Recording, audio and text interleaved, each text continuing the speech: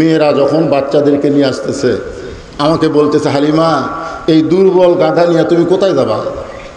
বলে আমি নিয়ত করেছি মক্কার কুরাইশ বংশের কোনো সন্তান জন্ম নিলে মায়েরা দুধ পান করায় না, অন্য কোনো মা দুধ পান করানোর কারণে তাকে অনেক হাদিয়া দেওয়া হয়। সে হাদিয়া পাওয়ার আশায় আমি এই দুর্বল গাধা নিয়ে মক্কার দিকে রওনা দিয়েছি। মেয়েরা বলতেছে খামাখা যায়ও না। কুরাইশ বংশের যে কয়টা ধনী ঘরে সন্তান জন্ম দিয়েছিল সব সন্তান আমরা কোলে নিয়েছি, বিনিময়ে অনেক হাদিয়া পেয়েছি। শুধুমাত্র একটা সন্তান এখন মক্কাতে আছে, যেই সন্তান জন্মের আগেই বাবা হারাইছে।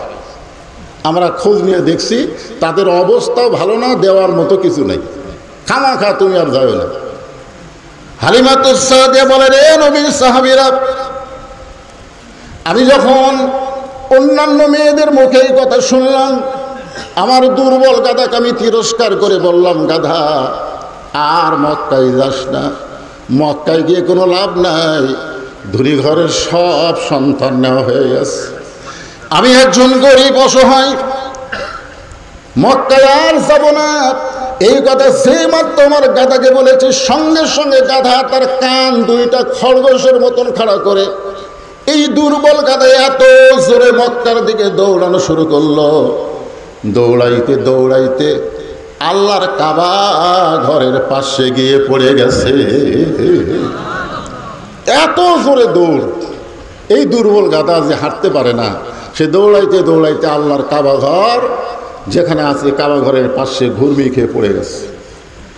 আমি গাধার পিঠ থেকে নিয়ে বললাম, গাধা তুই আসলেই গাধা, তোরে আমি বললাম মক্কা এসে কোনো লাভ নাই, আর তুই একটা পশু গাধা হয়ে গাধা এত জোরে দৌড়াইলি, এখন ঘুরমি খেয়ে পড়ে গেলি, এখন তোর অবস্থা। হালিমাতুস সাদিয়া বলে, নবীর সাহাবীরা, আমি তখন লক্ষ্য করে দেখি একটা বুড়ো মানুষ দুই কারা হাত বাড়ায় ডাকতেছে আর বলতেছে, মা।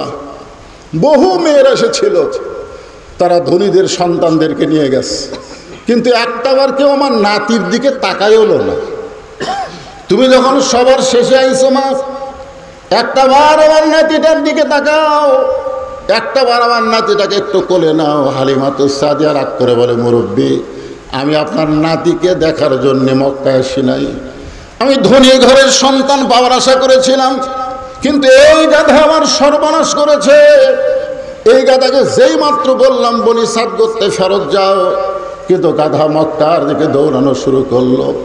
আব্দুল মুত্তালিব নবীর দাদা বলতেছে, মা, পশুটা যখন তোমাকে নিয়ে আইছে, তুমি দরকার হলে একটা নজর কি আমার নাতিরে দেখতে পারবা না? হালিমাতুস সাদিয়া বলে, সাহাবীরা রে শোনো, শুধুমাত্র এই মুরব্বীর চোখের পানি এবং তার অনুরোধকে রক্ষা করার জন্যে, শুধু এক নজর দেখার জন্যে ভাঙ্গা ঘরের মধ্যে ঢুকে তাকাই দেখি মায়ের পাশে ছেঁড়া একটা বিছানায় এমন একটা সুন্দর সন্তান শুয়ে আছে, যেন আসমানের চাঁদের চাইতেও সুন্দর।